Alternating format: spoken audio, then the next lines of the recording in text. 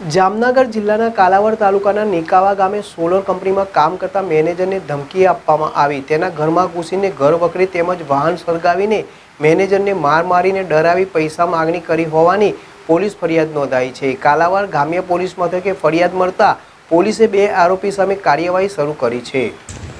જામનગર જિલ્લાના કાલાવડ તાલુકા નિકાવા ગામે solar plant manager અનમોલ મનોજસિંહ પર હુમલો થયો હતો।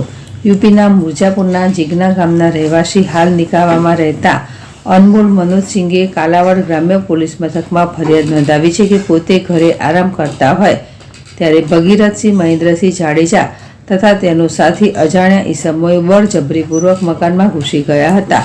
તેઓએ પૈસા કઢાવવાની ઈરાદાથી ઘર વખરીનો સામાન તથા 2 મોપેડમાં આગ લગાવી દીધી હતી, જેના કારણે રૂપિયા 3,88,042નું આર્થિક નુકસાન થયું છે। તેમજ ફરિયાદીને ભૂંડી ગારો આપી તેના ડાબા પગમાં લાકડાનું બેટ મારીને ઈજા પણ પહોંચાડી હતી અને પૈસા નહીં આપે તો સોલાર પ્લાન્ટ ચલાવવા નહીં દેવાની ચેતવણી આપી હતી તથા જાનથી મારી નાખવાની ધમકીઓ પણ ઉચ્ચારી હતી। સમગ્ર મામલે સોલાર પ્લાન્ટના મેનેજરે પોલીસમાં ફરિયાદ આપતા પોલીસે ગુનો નોંધીને વધુ તપાસ શરૂ કરી છે તેમજ આરોપીને શોધવા પોલીસની ટીમ દોડતી થઈ છે। સોલાર પ્લાન્ટ ચલાવવા માટે સ્થાનિક 2 લોકોએ મેનેજરને માર મારી ઘર વખરી અને વાહનો સળગાવી તેમજ ધમકી આપ્યાના મામલે પોલીસે આરોપીની શોધખોળ શરૂ કરી છે। હર્ષલ ખંડેરિયા, ZSTV, જામનગર।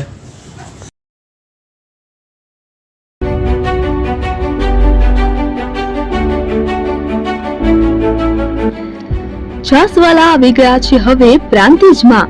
પ્રાંતિજ તથા તાલુકાના લોકોને હવે અમદાવાદ, ગાંધીનગર કે પછી હિંમતનગર સુધી લાંબા નહીં થવું પડે। ઘર આંગણે જ છાસવાલા આવી ગયા। લચ્છી, છાસ, દહીં, પનીર, મઠ્ઠો, ઘી ફેમસ, જેથી જ છાસવાલા નામથી જાણીતા છે। 42 કરતા વધારે સિટી, 250 થી વધારે શાખાઓ અને 187 થી પણ વધારે products, ice cream, candy, kulfi, corn, Chocobar, sandwich ice cream સહિત અવનવી આઈસ્ક્રીમનો ખજાનો।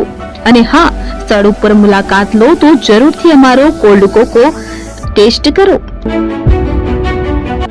દુકાન number 19, Ishwar Krupa shopping centre, approach road, Prantij, જિલ્લો સાબરકાંઠા।